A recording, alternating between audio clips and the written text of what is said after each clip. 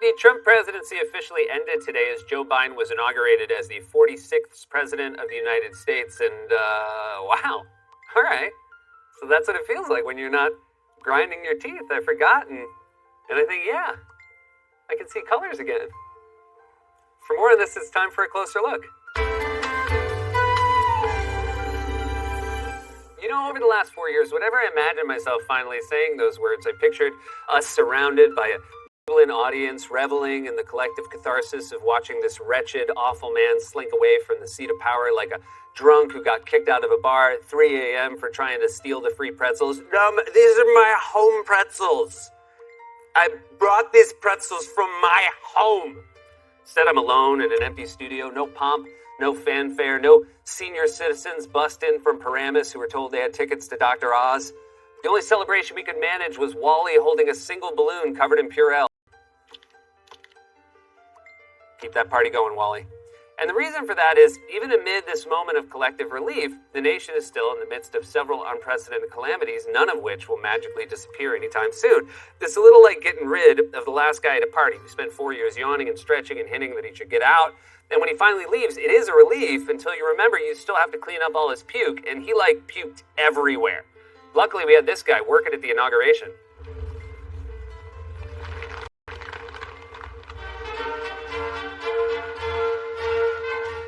Sir, who are you and why do you rule so much? I knew they were taking extra precautions after the raid on the Capitol, but apparently none are more prepared than Scarf Man.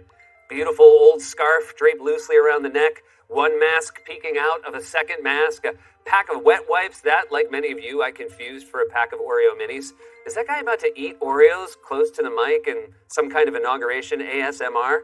Later in the day, we got to see the Bidens at the White House residence, but before they did, the White House itself went through a deep cleaning as soon as Trump left. There's a deep clean of the residence because of COVID, which includes, vacuuming drapes, wiping baseboards, cleaning chandeliers. Scrubbing out Diet Coke rings, pulling loose hair out of the drains, trying to get ketchup off the Constitution.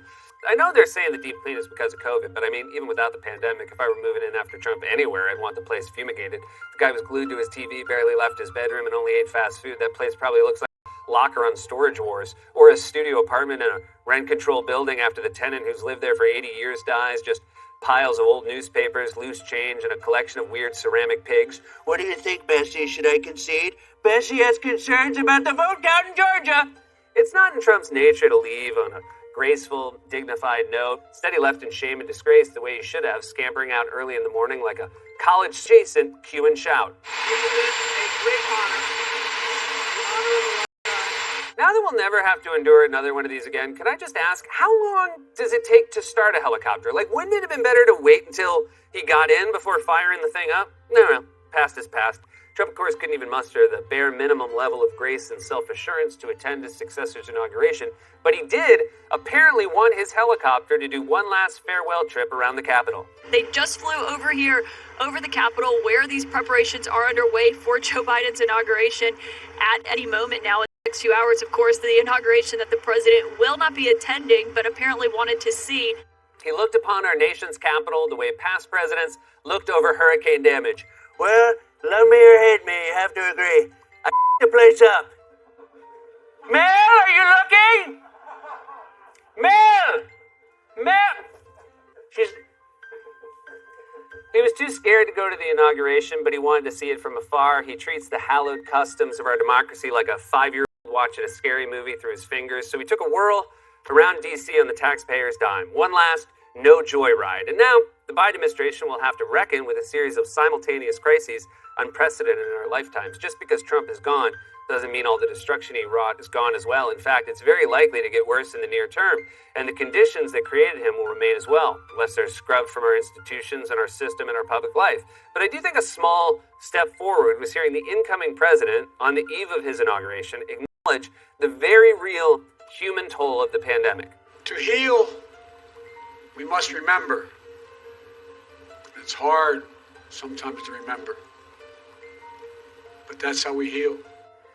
I have to say I was very moved by that, because there's been this weird collective erasure of the toll of the pandemic because of the willful criminal neglect of the Trump White House and its allies in the right-wing media, an insistence that it will all go away, that everything's fine, and that what you're seeing and hearing with your own eyes and ears isn't actually happening.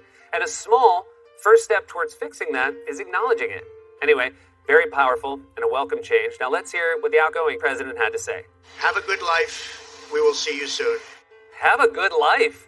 It's not a presidential farewell. That's what your high school crush writes in your yearbook as a final twist to the knife. I guess we won't be seeing each other, with me going to Bryn Mawr and you staying here to chase your kickboxing dreams, so have a good life. Although even weirder than that was what Trump said right before, hinting that he might possibly try to make some sort of political comeback if he's not disqualified after the Senate impeachment trial. So just a goodbye.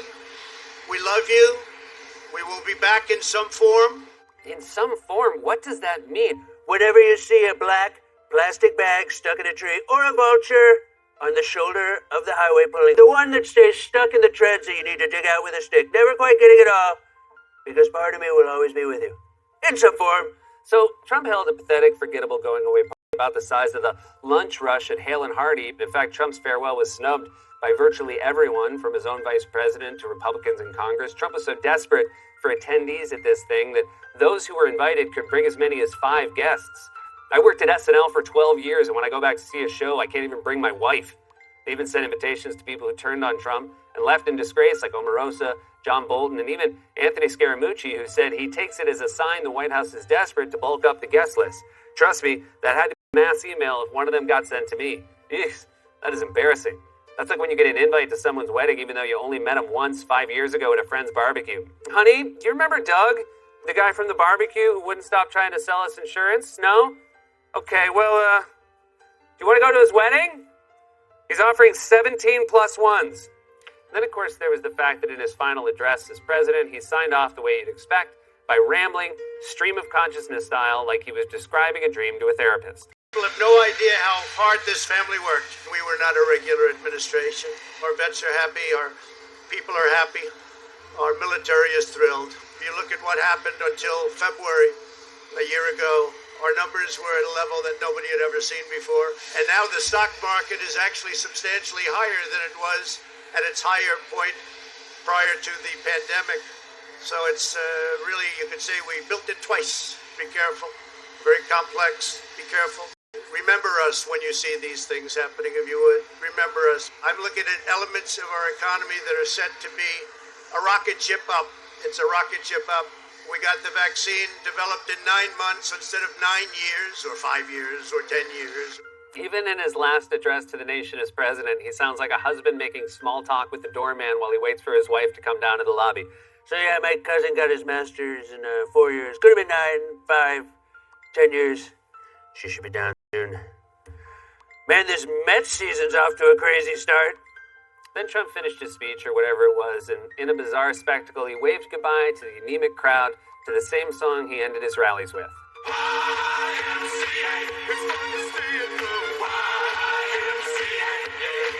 Like Grandpa leaving 10 minutes into the wedding reception. And then finally it all ended and we got to watch Air Force One take off with Trump on board as president one last time, presumably setting a course straight for the sun where he would burst into 1,000 rays of light, never to be seen again. Either that or he was making a run for it. How long can you keep this baby in the air? I need it to last until after they subpoena my tax returns. Look out the window, Mount! Oh, she's not. She's out today. Weeks ago was the scene of a violent insurrection incited by the president. We were treated, on one hand, as scenes of hope and solemn ritual, like the inspiring moment when Capitol Police Officer Eugene Goodman, who bravely led a group of rioters away from the Senate floor, arrived at the ceremony. And then on the other hand, there was a moment of shamelessness from Ted Cruz, one of the seditionists who tried to subvert the election, taking selfies at the same dais. I can't tell you how astounding it is here to overlook the west front of the Capitol, the exact spot where just 2 weeks ago, rioters, violent supporters of President Trump were scaling the scaffolding that has now been replaced with bunting. It is remarkable also to see so many of those who had backed the president in this effort, like Senator Ted Cruz, who just a moment ago was snapping selfies.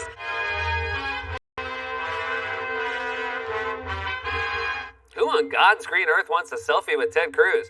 I mean, of course, the main problem with Ted Cruz taking selfies is that the self is Ted Cruz. Good luck finding a filter that makes you look less like a rockabilly muskrat with a wet diaper. But as gross as that was, there were also the genuine signs of promise and hope. Like, for example, the sight of Bernie Sanders showing up in a giant coat and mittens with a bunch of papers in his arms like a public defender whose car stalled in the snow. I'm here now. I'm here. You can stop talking to my client. Thank you very much. Could someone mail this for me? Bulk is fine.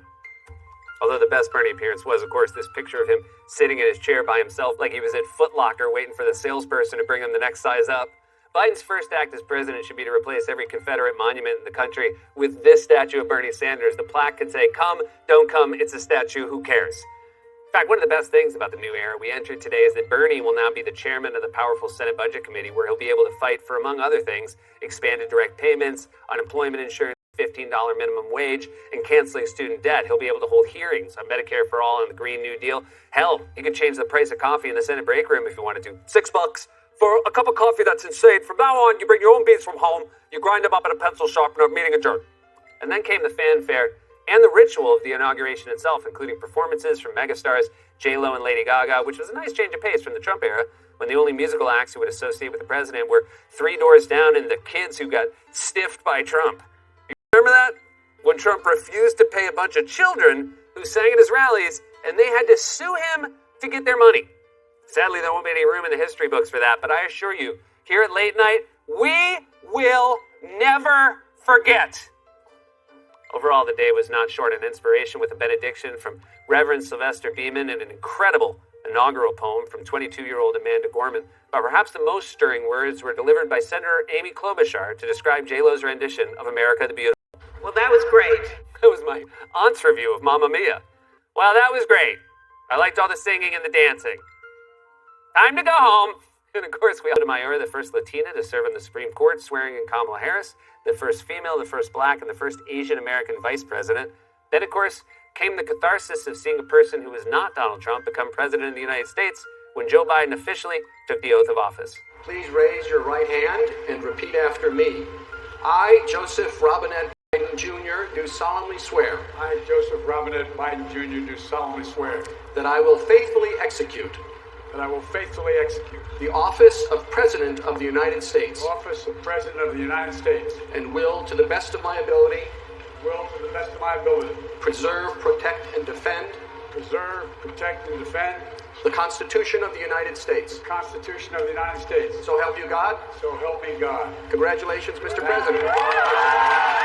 Son of a gun. Wally, give that balloon another squirt. There we go. The only bummer was that Biden didn't end the oath by swearing to preserve, protect, and defend the Constitution of the United States and cut the malarkey, so help me God. Come on, man! Biden's swearing in will also be remembered for having the biggest Bible anyone has ever seen. Does that also have every Amtrak schedule ever? Does it have the lesser-known Gospels? Yeah, this one has Keith. He doesn't add much, but he spills the tea on Matthew. Guy was always late. Then came Biden's speech, his first address to a divided nation as president, and see if you can guess the theme. It requires the most elusive of all things in a democracy. Unity. Unity. With unity, we can do great things, important things. History, faith, and reason show the way of unity. For without unity, there is no peace, only bitterness and fury. And unity is the path forward. Why won't the Democrats talk about unity? You know, Republicans incited an insurrection and then complained that Democrats aren't trying to unify the nation. Meanwhile, Biden talked more about unity than a marriage counselor who only gets paid if the couple stays together. Ben, you need to validate your wife's feelings more. And Carol, don't repress those emotions. Communicate. Now let's hash this out and grab a brisket at Hula Hands. Like any president, Biden has his strengths and weaknesses. But clearly one strength is his ability to give the nation a pep talk. And in many ways, his inaugural address was basically the halftime speech America needed. At this hour, my friends, democracy has prevailed. My whole soul is in it. Today, on this January day, my whole soul is in this.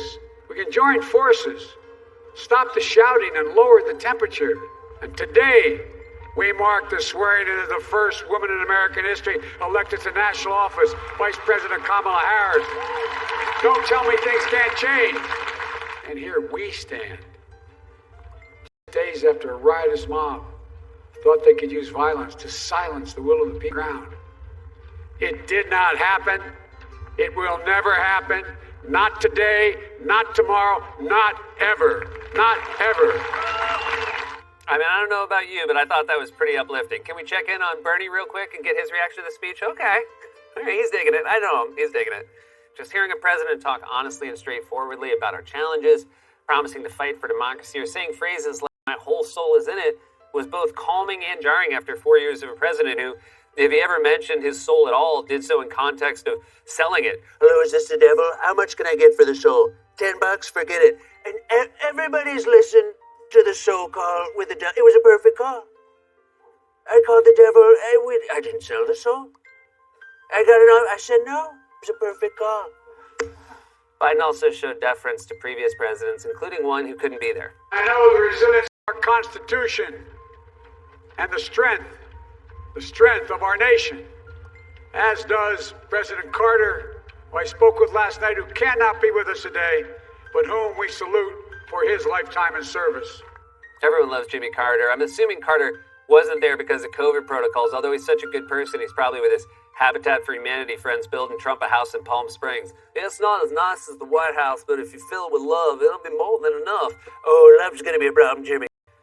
But now, the challenge for Biden and for Democrats in Congress is to follow these words with action. Biden began today by announcing plans to sign a raft of executive orders undoing some of Trump's most heinous and destructive policies, and Senate Democrats have unveiled a package of democracy reforms, which are huge first steps. Biden and Democrats in Congress can't shy away from doing what's necessary to fix both what Trump broke and what was broken before him. Trump has left the nation in ruins, and he'll leave as the most disgraced, unpopular president in history. And as for Trump, look, I know day can't be easy for him. So I would like to read a few lines of a verse that I know means a great deal to former President Trump, in hopes that it will soothe him on this difficult day. Young man, there's no need to feel down. I said, young man, pick yourself off the ground. I said, young man, because you're in a new town. There's no need to be unhappy. It's fun to stay at the... This has been a closer look. God's Love We Deliver cooks and brings over 2 million meals a year to men, women, and children living with HIV, AIDS, cancer, and other serious illnesses, and they need your help now more than ever. If you're watching this online, you can hit the donate button. Stay safe, wash your hands, wear a mask. We love you.